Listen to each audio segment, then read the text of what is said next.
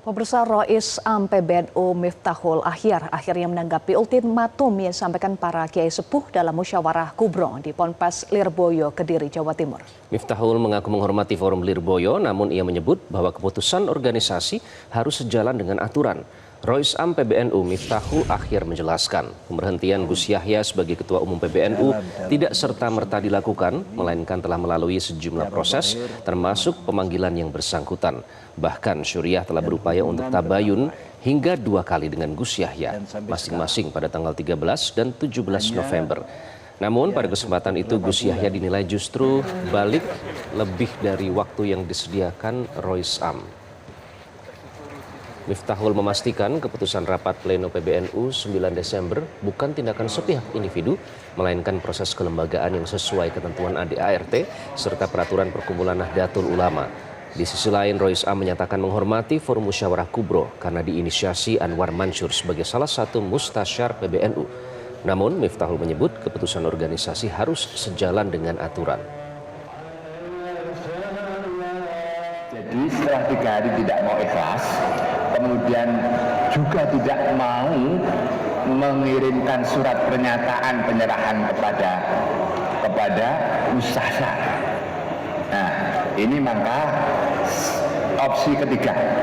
Jika opsi 1 dan 2 tidak terpenuhi, maka para peserta sepakat untuk mencabut mandat dan mengusulkan segera supaya menyelenggarakan muktamar luar biasa MLB akan dilakukan berdasarkan kesepakatan PW PC yang hadir.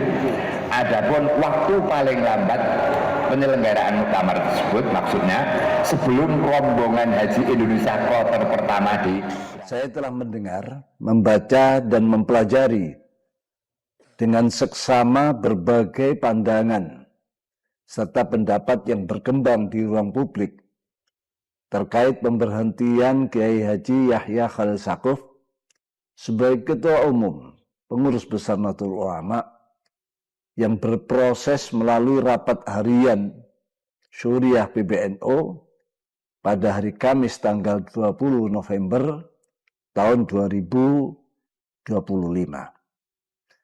dan dikuatkan dalam keputusan rapat pleno PBNU pada hari Selasa tanggal 9 Desember tahun 2025.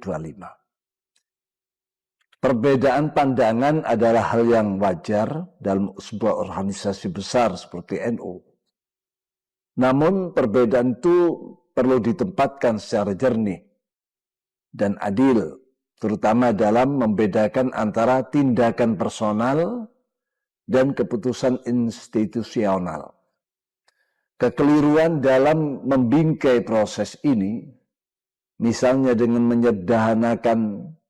menyederhanakannya sebagai pemberhentian oleh Rois Am, berpotensi menimbulkan kesalahpahaman serius, bahkan tuduhan melampaui kewenangan yang sejatinya tidak tepat bila dilihat secara utuh. Karena itu perlu ditegaskan bahwa keputusan rapat pleno PBNU pada hari Selasa tanggal 9 Desember tahun 2025 bukanlah tindakan sepihak individu, melainkan proses kelembagaan yang bergerak melalui tahapan dan forum resmi organisasi. Jelajahi cara baru mendapatkan informasi. Download Metro TV Extend sekarang.